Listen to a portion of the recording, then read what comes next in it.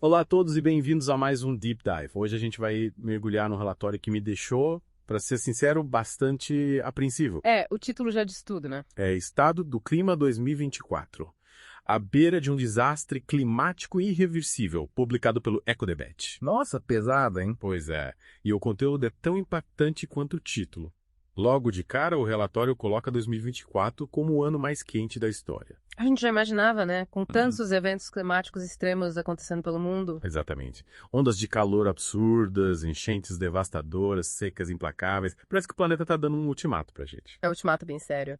E o relatório vai, além de só apresentar os eventos, ele explora as causas, sabe? Porque tudo está acontecendo. Isso. E aponta para o aumento, que não para, das emissões de gases de efeito estufa. A gente sabe que esse é o grande vilão da história, né? Mas o que me chocou foram os dados, a precisão deles. É verdade, o relatório não fica só nas generalidades. Não, ele traz números específicos, como a concentração de CO2 na atmosfera. E, aliás, bateu o recorde em 2024. É assustador ver como a gente está impactando o planeta de forma tão drástica. Esses números são a base para uma análise mais profunda que o relatório faz. Que tipo de análise? Ele conecta esses dados aos eventos climáticos extremos, mostra como o aumento da temperatura global está ligado à intensificação das ondas de calor, por exemplo. Em todo sentido, né? Quanto mais quente o planeta, mais intensas as ondas de calor. Exato. E o relatório não foge de mostrar as consequências. Ele detalha o impacto com exemplos concretos. Tipo, O derretimento acelerado das geleiras na Groenlândia, as secas absurdas na Amazônia, as enchentes catastróficas na Ásia. é de arrepiar. A gente vê esses eventos isolados nos noticiários, mas o relatório coloca tudo em perspectiva. Aí a gente vê a dimensão real da crise. É como se a gente estivesse vendo um quebra-cabeça se formando. Cada evento é uma peça e o relatório junta todas elas. E a imagem final é bem assustadora. E o que mais me chamou a atenção foi a ênfase nos impactos sociais e econômicos. Sim, o relatório deixa claro, a crise climática não é só ambiental. É uma questão humanitária e econômica também. Exatamente. Ele mostra como esses eventos extremos impactam a vida de milhões de pessoas, com consequências sérias. Tipo deslocamento de populações, né? Sim, o aumento da fome, a perda de bilhões de dólares na economia. A gente não pode esquecer o lado humano da crise. E o relatório faz questão de lembrar a gente disso. Ele nos leva a uma reflexão profunda. Apesar de tudo, ele não é só pessimismo, né? Não, ele nos coloca diante de um questionamento crucial.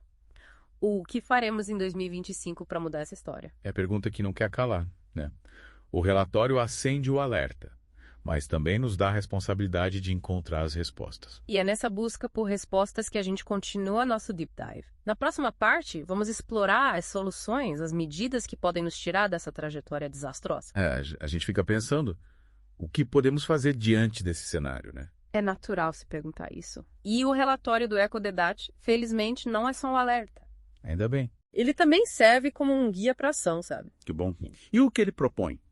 Quais as áreas prioritárias para a gente agir? O relatório destaca a urgência de uma transição energética para começar. Ou seja, abandonar os combustíveis fósseis. Isso, gradualmente, e investir em fontes renováveis de energia. E essa mudança, ele argumenta, não é só necessária para o meio ambiente. Faz sentido.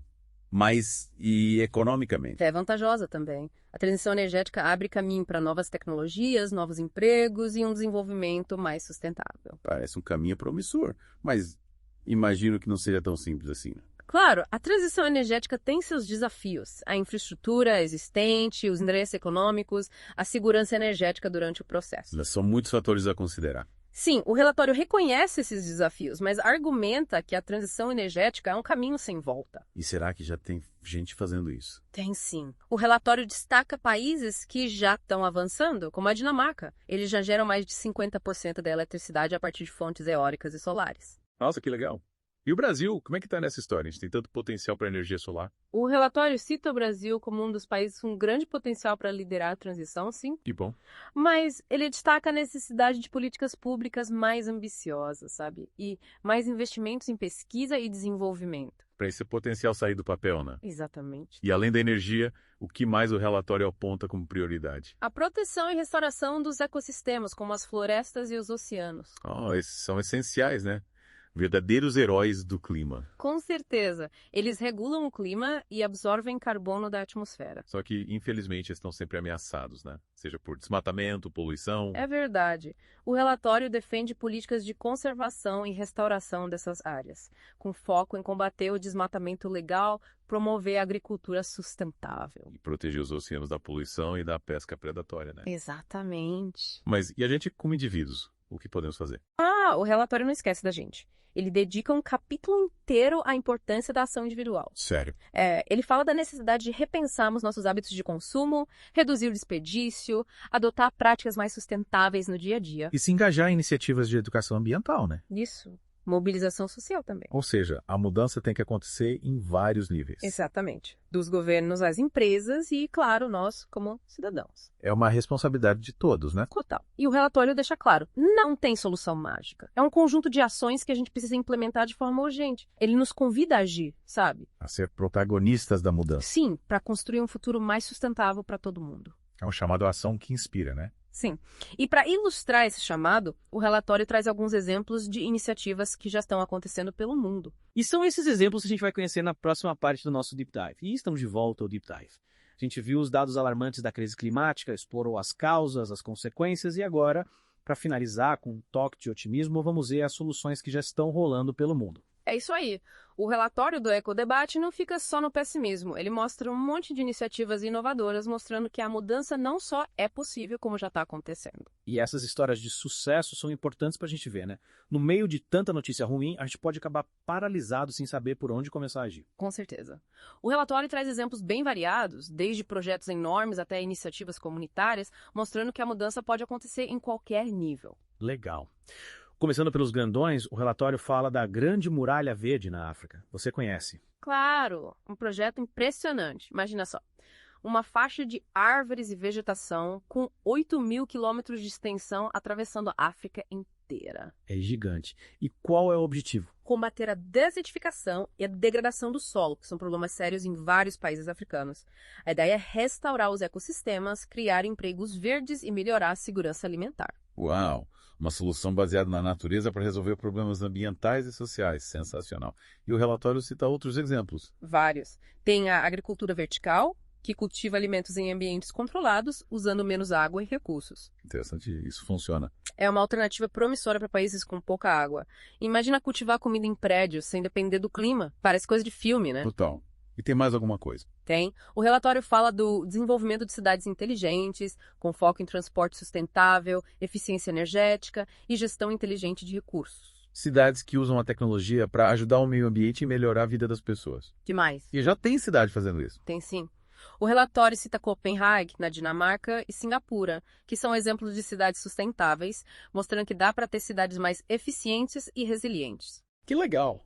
E aqui no Brasil, será que a gente tem exemplos que merecem destaque? Claro.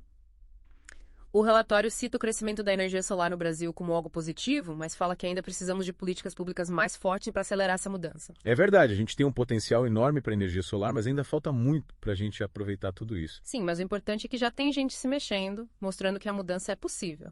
E o relatório termina com uma mensagem importante. A mudança depende de cada um de nós. É essa a grande lição que a gente tira desse mergulho no estado do clima 2024. A crise é séria, mas não podemos desanimar. As soluções existem e a mudança começa com a gente. Exatamente. Se informar, repensar hábitos, fazer escolhas conscientes, pressionar por políticas públicas mais eficazes. Cada pequena ação contribui para um futuro mais sustentável. É isso aí. E para quem acompanhou a gente nesse Deep Dive, fica o convite. Leia o relatório completo do Ecodebate, se aprofunde no tema e, o mais importante, comece a agir. O planeta agradece. A gente também. Até a próxima no Deep Dive.